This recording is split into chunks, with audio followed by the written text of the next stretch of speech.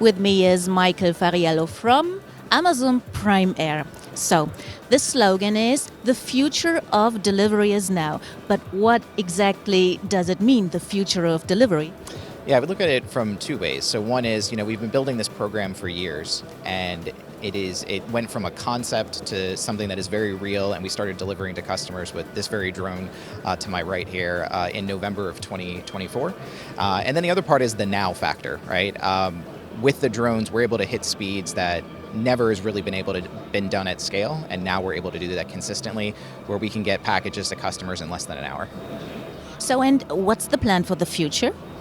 So really to bring this to anywhere customers want it. We're in the process of working with regulatory partners to figure out where the right areas are to bring it. As we certify the drone and as we prove its safety cases, it'll unlock a lot of opportunities to bring it to as many customers as we can.